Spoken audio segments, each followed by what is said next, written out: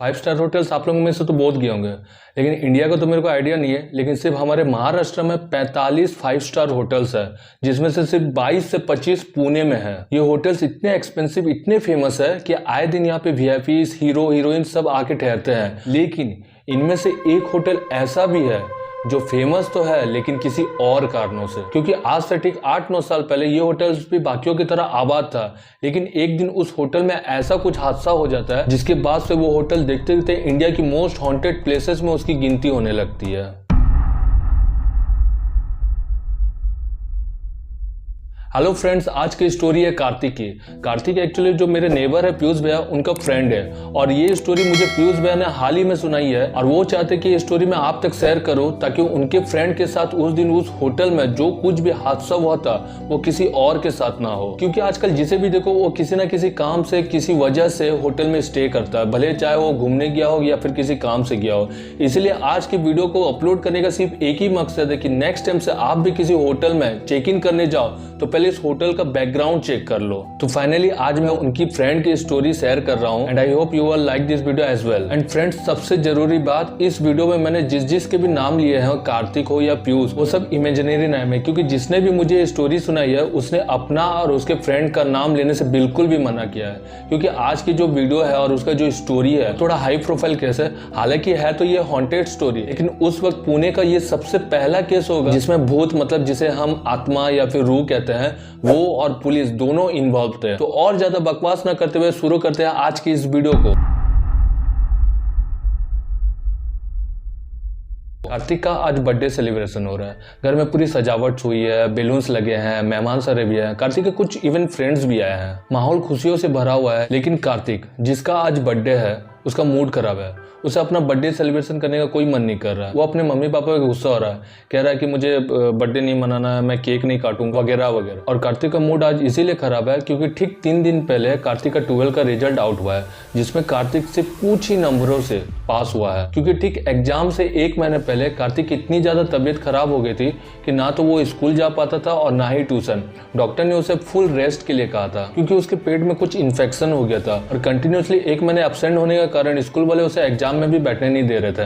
फिर डॉक्टर्स के रिपोर्ट्स, उसके पेरेंट्स के रिक्वेस्ट के बाद उसे एग्जाम में बैठने दिया गया। और सबने तो सोच लिया था, मतलब उसके पेरेंट्स, उसके क्लासमेट भी सोच लिए थे कि इस साल कार्तिक 12 का एग्जाम दे नहीं पाएगा और वो फेल हो जाएगा। क्योंकि एग्जाम जैसा जैसा नजदीक हो रहा था कार्तिक के तबियत में कुछ सुधार नहीं हो पा रहा था। लेकिन सिर्फ कार्तिक की जीत की वजह से कार्तिक आज एग्जाम दे रहा था, क्योंकि उसे डर था कि अगर वो फेल हो जाएगा तो उसे उसके जूनियर्स के साथ बैठना पड़ेगा और उसे कभी ये मंजूर नहीं था। कार्तिक बचपन से काफी ब्रिलियंट स्टूडेंट रहा है। वो हमेशा क्लास में फर्स्ट आता था, लेकिन आज पहली बार था कि वो सिर्फ कुछ ही नंबरों से 12th पास हुआ, इसीलिए उसका ज्यादा मूड खराब था। लेकिन फिर उसके मम्मी पापा के समझाने पर वो फाइनली मान जाता है और ऊपर के कमरे से नीचे आकर अपना बर्थडे सेलिब्रेशन करता है। अब पार्टी चलती रहती है, वहां पे सब एंजॉय करते रहते हैं और जो मेहमान आए थे वो बस शुरू हो जाते हैं कि बेटा 12 के बाद क्या करोगे, आगे का क्या प्लान है, कुछ सोचा है कि नहीं।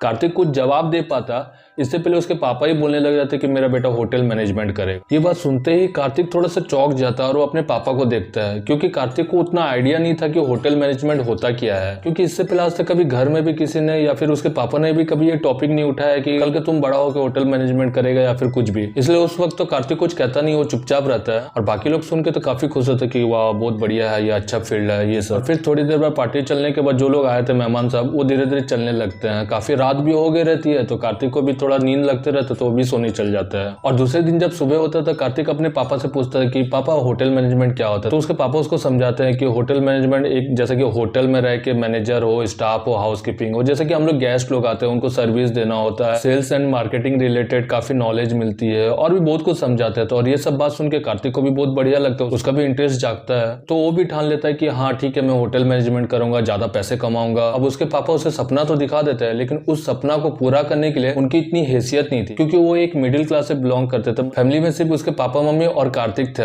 कार्तिक के जो पापा थे वो भी एक होटल में मैनेजर थे। 5 स्टार तो नहीं बोलेंगे, 3 स्टार बोल सकते हैं। तो वहां पे मैनेजर था तो इनकम भी अच्छी खासी थी, उतना हाईफाई नहीं था लेकिन अच्छा था, बढ़िया था। तो उनका जो ऑनर था उसका बेटा भी होटल मैनेजमेंट करके फॉरेन में नौकरी कर रहा था, इसलिए एक बाप होने के नाते कार्तिक के पापा ने भी वो सपना देख लिया। वो भी चाह रहे थे कि उनका बेटा भी पढ़ लिख के बाहर नौकरी करे, अच्छा पैसा कमाए, और ये सपना तो हर पेरेंट्स देखते हैं। उसके बाद वो लोग कार्तिक की पढ़ाई के लिए थोड़ी बहुत लोन उठाकर और जो सेविंग्स था वो सबको जोड़कर पुणे की एक सबसे बेस्ट कॉलेज में कार्तिक के एडमिशन करा देते हैं। वो शुरू से पुणे में ही रहते थे, इसलिए वो कहीं और जाने के बजाय पुणे में ही एडमिशन कराना सही समझा। और पुणे में तो इतनी मस्त मस्त हाईफाई कॉलेज है कि बाहर से लोग आकर पुणे में एडमिशन लेते हैं। और इस बात पे कार्तिक काफी लकी था क्योंकि उसे पढ़ाई के लिए किसी और स्टेट जाने की जरूरत नहीं पड़ी। कार्तिक को भी पता था कि उसके पापा मम्मी कितने मेहनत से पैसे जुगाड़ करके उसकी पढ़ाई करवा रहे हैं, इसलिए कार्तिक भी नो डाउट 4 साल तक पूरी मेहनत और लगन के साथ बढ़िया से पढ़ाई करता है। और फाइनली 2014 में कार्तिक की होटल मैनेजमेंट की लास्ट ईयर की पढ़ाई पूरी कंप्लीट हो जाती है और वो घर आ जाता है। उसके ठीक 2-3 महीने के बाद उसे एक लेटर भी आ जाता है जिसमें लिखा रहता है कि congratulation Kartik, you have been selected for the job. और उसमें उसकी ट्रेनिंग डेट भी रहती है जो कि 1 हफ्ते में स्टार्ट होने वाली थी। और उसमें एक पता भी रहता है जहाँ उसे रिपोर्ट करना था,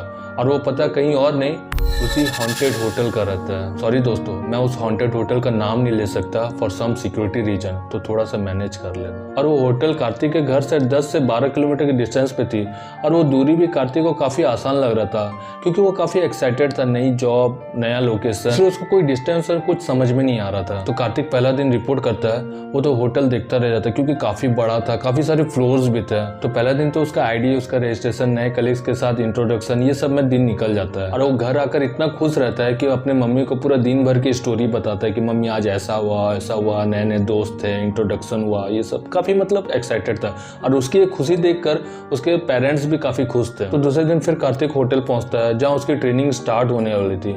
और उस ट्रेनिंग में उसे नीचे पोस्ट से लेकर मैनेजर, मतलब वही टॉप लेवल तक का उसको ट्रेनिंग दिया जाता है।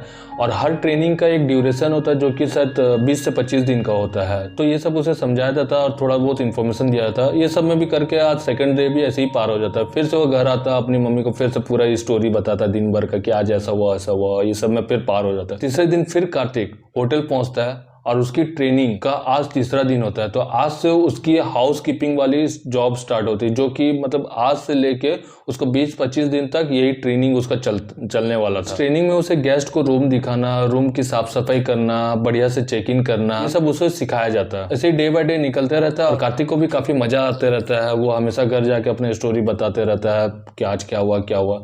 तो ऐसे ही कर करके उसका मतलब डे बाय डे करके 10 से 11 दिन हो गया रहता है जो डे ट्रेनिंग होते रहता है उसका, जो हाउस कीपिंग वाला। तो 12वां दिन से उसका नाइट शिफ्ट वाला ड्यूटी स्टार्ट होने वाला था। तो वो घर जाके मम्मी को भी बताता कि मम्मी मेरा कल से नाइट शिफ्ट होने वाला है। उसकी मम्मी थोड़ा सा चिंता करती कि हालांकि तो बेटा ही है, तो मतलब रात को कैसा मैनेज करेगा, क्या करेगा क्या नहीं। तो कार्तिक अपना मम्मी को समझा देता कि टेंशन लेने की बात नहीं, क्योंकि कार्तिक का तो मूड में मजा ही रहा क्योंकि नए नए कलीग्स मिले तो उनके साथ टाइम पास करना, काम उम सब बढ़िया चल रहा था। और इससे पहले कार्तिक की जितनी भी ट्रेनिंग हुई है वो उस होटल के मतलब ग्राउंड फ्लोर से 5 फ्लोर तक का, मतलब इतनी फ्लोर में उसकी ट्रेनिंग हुई रहती। इससे ऊपर भी फ्लोर थे, मतलब शायद 10 से 12 फ्लोर ऐसा थे। तो उसमें कभी उसका मतलब उतना ऊपर उसको जाने की जरूरत नहीं पड़ी। जब नाइट शिफ्ट होता है तो उसके बाद नाइट शिफ्ट से उसको मतलब टॉप फ्लोर तक, मतलब जो 5-6 से लेकर जो भी टॉप फ्लोर तक, वहां तक की उसकी ट्रेनिंग रहती है। ऐसा मतलब वो होटल का रूल्स था, मतलब दिन को ग्राउंड से 5-6 फ्लोर तक, उसके बाद से नाइट में 6 से टॉप तक। तो नाइट में भी उसका सेम ड्यूटी रहता है, मतलब कि गेस्ट को रूम दिखाना, चेक इन करना, बढ़िया से साफ सफाई करना, ये सब देख लेना। गेस्ट जब चेकआउट करते हैं तो बढ़िया से देख लेना कि कोई दिक्कत नहीं है, सब कुछ ये सब उसकी ड्यूटी रहती है। तो एक दिन क्या होता है कि कार्तिक का जो मैनेजर है वो कार्तिक को 10th फ्लोर भेजते हैं, रूम नंबर 341, क्योंकि वहां से गेस्ट जस्ट चेकआउट किए रहते हैं। तो इसको भेज देते हैं कि जाके चेक कर लो कि कहीं गेस्ट का कोई सामान उमान तो नहीं छूटा, ये सब। और जो भी है उस रूम को बढ़िया से साफ उफ कर देना, सजा हो जा देना। तो कार्तिक जब में ओके कहता है और वहां से चला जाता है। तो जब 10th फ्लोर पहुंचता है तो होटल तो लंबा सा रहता है, उसका जो कॉरिडोर रहता है उसको देख के कार्तिक डर जाता है, क्योंकि रात के 10 साढ़े 10 होते रहते हैं और लाइट जो कॉरिडोर की थी वो बंद थी, मतलब कुछ कुछ के जले हुए थे, लेकिन वो जो लंबा सा कॉरिडोर था ना उसको देख के मतलब उसको थोड़ा डर लग जाता कि इतना लंबा सा पूरा सन्नाटा, कोई नहीं, क्योंकि कुछ कुछ रूम में गेस्ट थे और कोई के रूम खाली था। तो थोड़ा डर डर के आगे बढ़ते रहता। फिर हो सकता कि नहीं ज़्यादा सोचूंगा तो ज़्यादा डर लगेगा, और फिर हिम्मत करके धीरे धीरे आगे बढ़ते रहता, धीरे धीरे बढ़ रहा है और उसको थोड़ा सा डर लग रहा है। तो ऐसा करके पीछे मुड़ के देख रहा होता है ना कि जब हमें भी डर लगता है तो हम थोड़ा सा आगे जाते हैं, तब पीछे मुड़ के देखते हैं कि कुछ मतलब एक होता है डर सा होता है।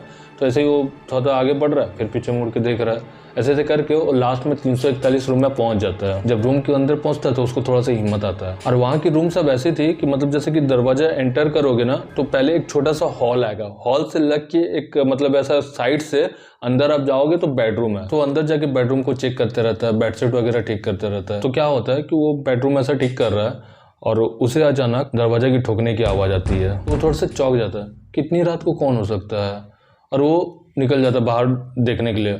तो जब बाहर जाता है तो दरवाज़ा खुला रहता है। तो वो बोलता है कि दरवाज़ा तो मैंने बंद किया था, खुला क्या? तो फिर वो उतना माइंड नहीं करता, फिर बाहर जाके देखता है तो कोई नहीं रहता है। तो फिर थोड़ा सा कंफ्यूज हो जाता है कि सही में दरवाजा किसी ने नॉक किया कि क्या। तो उतना वो केयर नहीं करता, फिर वो दरवाजा बंद करके आ जाता है। अब फिर से वो कंटिन्यू अपना बेड ठीक कर रहा है, रूम ठीक कर रहा है। तो उसे दरवाजा ठोकने की आवाज़ आती है, लेकिन इस बार थोड़ी सी जोर से आती है। तो कार्तिक जैसे ही वो आवाज़ सुनता है तो उसे गुस्सा आ जाता है कि कौन है जो परेशान कर रहा है। तो ना पूरे एकदम स्पीड से एकदम चल के दरवाजा से खोलता है। दरवाजा खुलता है तो दिखता है कि बाहर कोई नहीं है, और उसे ना थोड़ा सा डर लगने लगता है कि आखिर कौन है जो दरवाजा ठोक रहा फिर गायब हो जा रहा है। क्योंकि वो जो होटल था उसमें जो रूम का जो डिस्टेंस था वो इतना ज़्यादा डिस्टेंस था कि कोई भी आराम से ऐसा नॉक करके मतलब दौड़ के अपना दूसरा रूम में नहीं घुस सकता। और उस जो रूम के जस्ट फ्रंट वाले रूम वो लॉक था, मतलब वहाँ पे कोई रहता नहीं था। तो इसे थोड़ा सा डर लगने लगता है कि आखिर कौन है, क्या आवाज़ आ रहा है करके। तो ना अब वो मतलब इतना ज़्यादा डर गया रहता है, तो वो ना जल्द से वो रूम का काम खत्म करके वहाँ से जाने लगता है। तो फटाक से रूम सब ठीक करके और लॉक करके निकलते रहता है। तो कॉरिडोर में जब आते रहता है तो अब दौड़ तो नहीं सकता है कि मतलब दौड़ने से ज़्यादा उसको डर लगेगा, ये फील था। और ये फील मेरा भी है, ठीक है।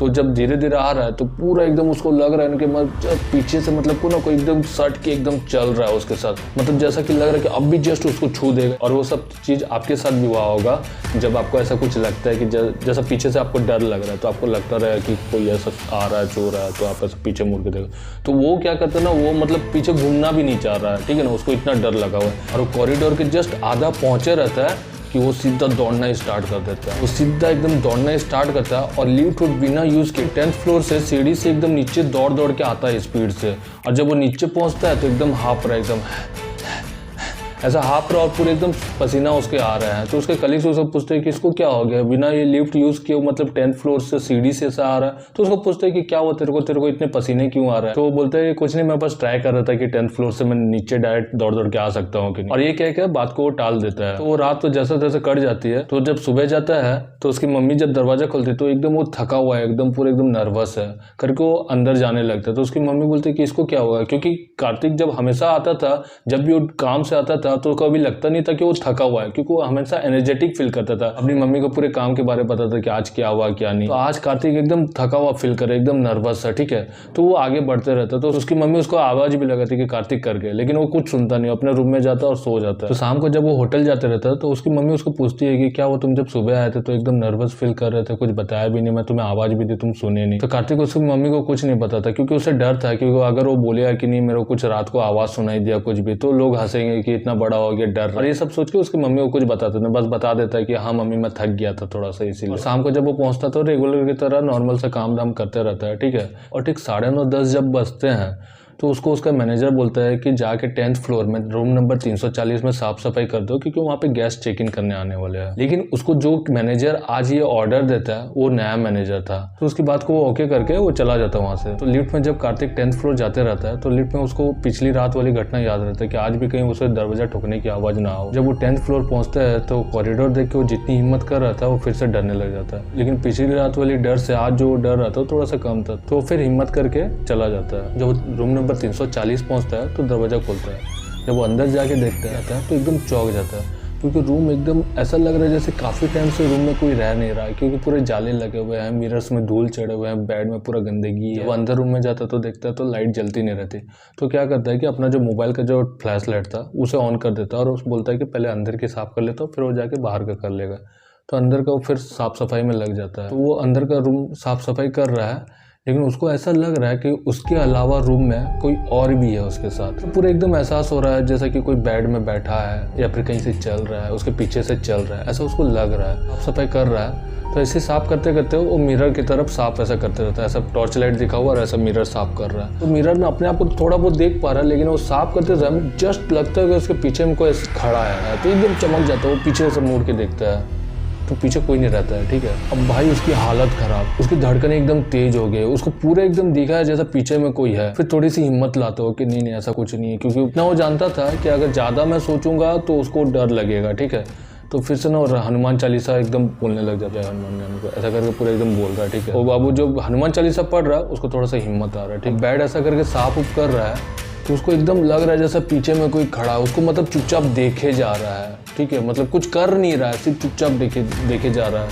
तो मतलब वो फीलिंग बाप रे, मतलब तो ये स्टोरी जब पीयूष भैया मेरे को बता रहे थे तो मतलब वो जब वो स्टोरी सुन रहा था मेरे को इतना डर लग रहा था, मतलब मैं उसको इमेजिन कर रहा था कि सही में अगर कार्तिक की जगह मैं होता तो भाई मैं तो वहाँ बेहोश। और जितनी देर वो रूम साफ करते हो कंटिन्यूसली हनुमान जी का नाम लेते रहते। और बाहर हॉल में ऐसा चेयर ऐसा डस्टिंग मार रहा है, ऐसा इधर नजर है और जैसा लग रहा है कि सामने से कोई ऐसा करके ऐसा पार हुआ। तो जैसा वो देखे तो पूरा उनको लगा जैसे कि कोई पार हुआ है। तो बोले कि भैया अब ये रूम में रहना मुश्किल है, यहाँ जरूर कुछ ना कुछ गड़बड़ है।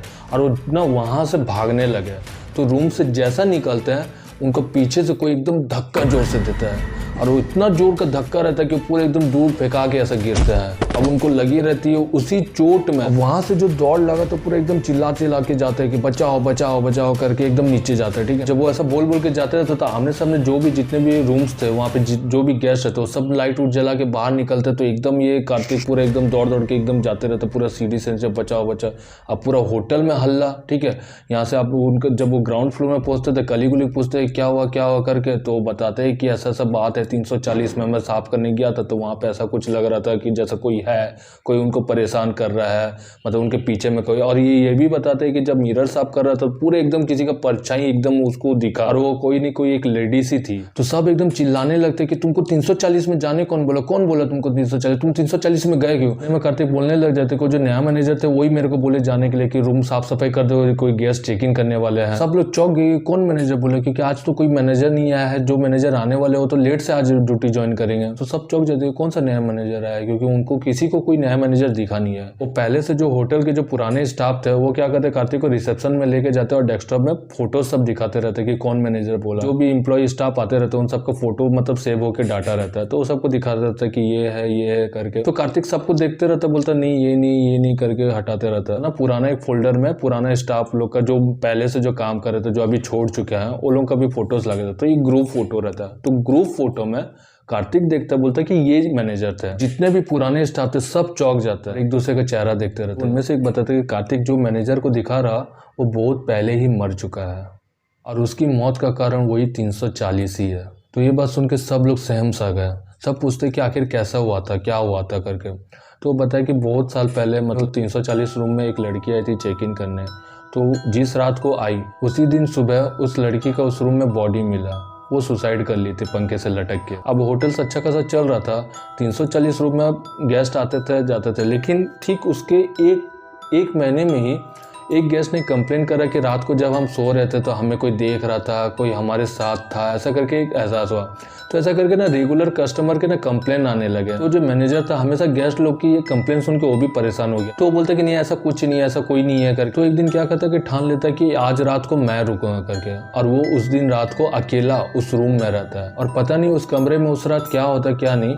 दूसरे दिन उस मैनेजर की भी लाश पंखे से लटकी मिलती है। और उसके बाद से रूम नंबर 340 में ऐसी कई सारी घटनाएं होती है जिसके बाद से ना वो मतलब बंद नहीं होते। जितने भी पुलिस केस होते थे कोई सुराग नहीं मिलता। हालांकि मिलता कैसे, क्योंकि इसमें एक स्पिरिट का हाथ था, एक रूह का, एक आत्मा बोल सकते हो उसका हाथ था। तो लास्ट में एक बाबा एक तांत्रिक को बुला के मतलब बहुत पहुंचे हुए रहते हैं, उनको बुला के उस रूम को बढ़िया से मतलब एकदम जादू टोना करके उसको रूम को लॉक करके बांध दिया जाता है। उसके बाद से रूम को कोई नहीं खोलता, कोई चेक इन नहीं था। अगर होटल्स पूरी बुक भी हो जाता था तो कोई भी गेस्ट चेक इन करने आते थे तो रूम नंबर 340 खाली होने के बावजूद भी उन गेस्ट को वो रूम दिया नहीं जाता था। लेकिन आज कार्तिक ने उस रूम को खोल डाला था और इसी दहशत में सब रहते थे कि अब क्या होगा करके। हालांकि कार्तिक हल्ला करके जो 10th फ्लोर से आया था, जितने भी गेस्ट थे सब आ गए रहते और पूछते रहते कि क्या हुआ, तो सबको कुछ बहाना बना के बात को टाल दिया जाता, कुछ नहीं बताया जाता कि रूम नंबर 340 में क्या है क्या नहीं। तो बात को यूं ही दबा देते। और कार्तिक इतना डरा हुआ रहता है कि उस रात वो उस होटल में एकदम नहीं रखता और अपने घर रहता। और उसके साथ साथ जितने भी उसके दोस्त वहाँ पे ज्वाइन किए रहते हैं सबको अपना अपना घर निकल जाते हैं, खाली पुराने स्टाफ रह जाते हैं। जब सुबह होता है जितने भी स्टाफ रहते हैं सब एक साथ जाते हैं, उस रूम को लॉक कर देते हैं, कोई बाबा वो कुछ नहीं बुलाते। और उसके ठीक एक हफ्ते बाद एक गेस्ट आया रहता है रहने के लिए 341 रूम नंबर में।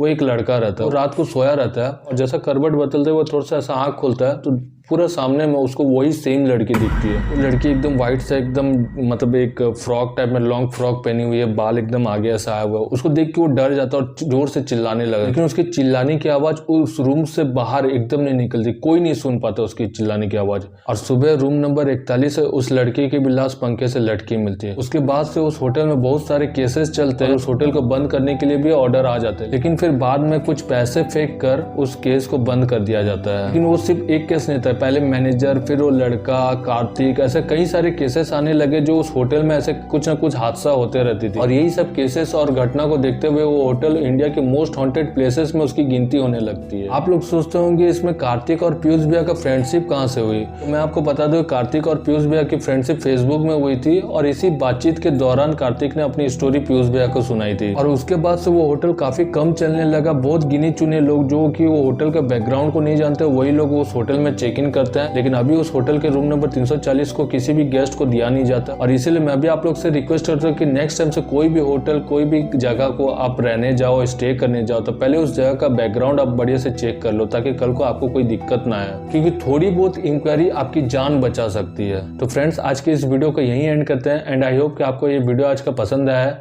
और अगर पसंद आया तो वीडियो पे लाइक, कमेंट और शेयर करना ना भूलें। और आगे ऐसे ही हॉरर क्रीपी थ्रिलर्स वीडियो के लिए इस चैनल को सब्सक्राइब कर दीजिए। तब तक के लिए goodbye and take care.